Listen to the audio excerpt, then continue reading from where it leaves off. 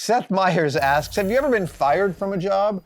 And what effect did that have on your confidence in the skills you used in that job?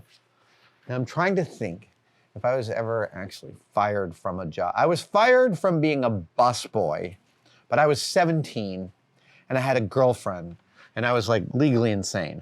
And I'd been at that restaurant for like a year and I just had a very weird week and my boss fired me. I'm trying to think if I had a...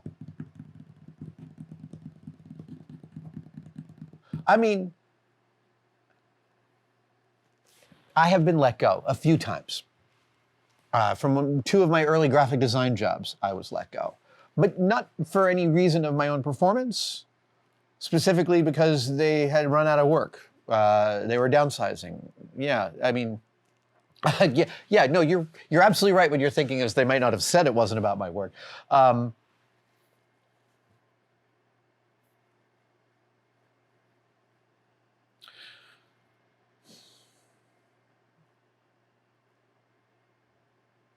Yeah, I have never been fired for like poorly executing at a job. That would be tough to get past. Or like, you definitely don't belong here. I mean, that's also the feeling I had through most of the first couple of years at ILM was that someone was going to tap me on the shoulder and be like, you got to go. Clearly, you don't belong here. But that's imposter syndrome. That's different than having difficulty with your confidence after getting fired. I think that if I was going to... You didn't ask for advice about this. Well, actually, you're writing to ask me what my experience of this is.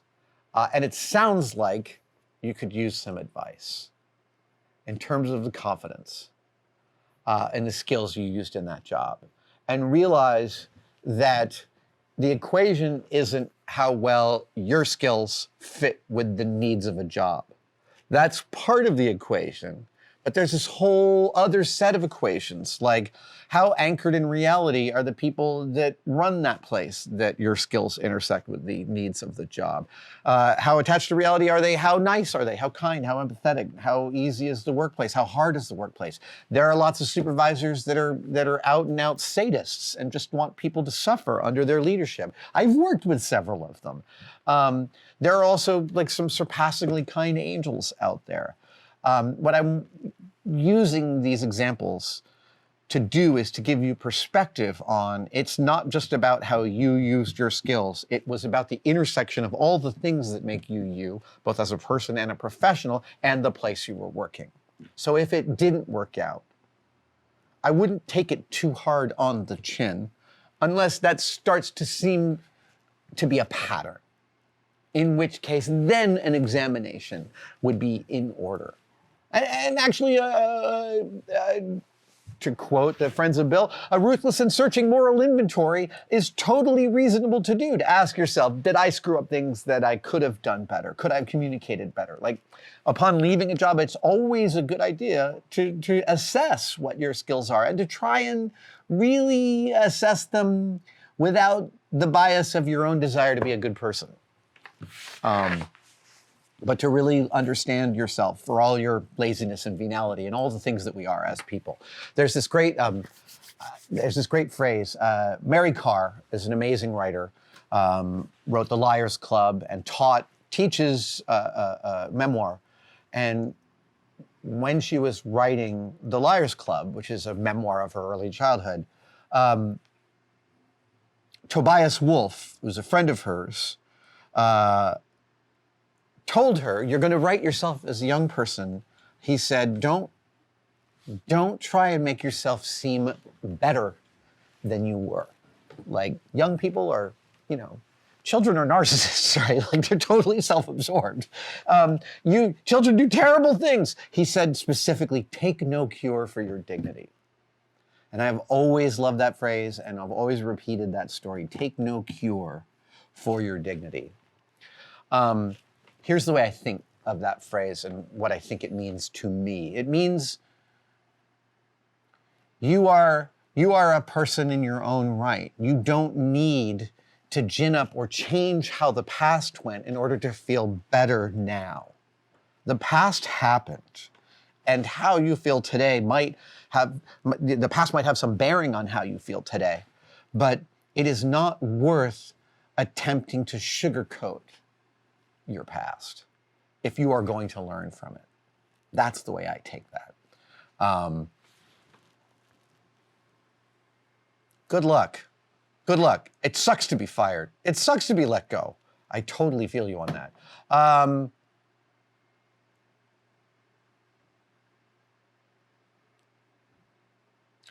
Kabopple asks a really interesting question. I know you don't do much video gaming, they say, but I was curious if you've had contact with game developers and have thoughts about how they cross over with your background in making and film work.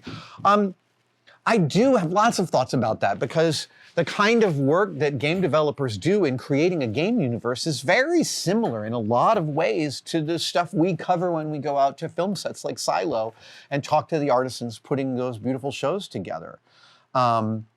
It was funny to me to learn that Pixar had lighting directors. Of course they do. Even though it's a virtual space, you still need to put lights somewhere and someone needs to be in charge of that.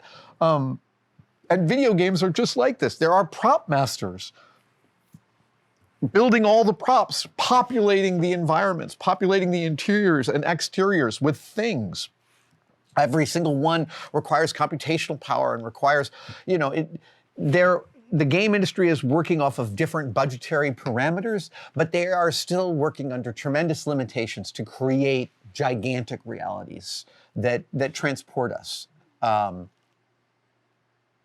It strikes, it's actually, your question is making it clear to me that there's a really great video to do in the future to cover this process like we've covered film, but within a game. And I am a terrible gamer. I've never, ever been great at game mechanics, literally since the first Atari. And so games have always been sort of something that I feel resists my ability to enjoy them. But having spent a few dozen hours in Red Dead Redemption 2, wandering around the world and played a bunch of Stray, I do have mad respect for the artistry and genius that goes into creating these worlds. And yeah, I think there's definitely a tested video to do in the future covering that kind of artistry in just the way that we have covered Hollywood. Thank you guys so much for watching, and I wanted to briefly mention that you could become a tested member. I know, everybody is competing for you to become a member of their thing.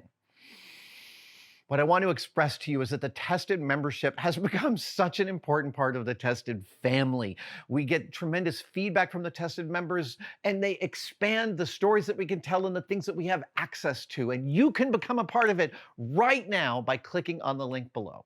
See you in the chat.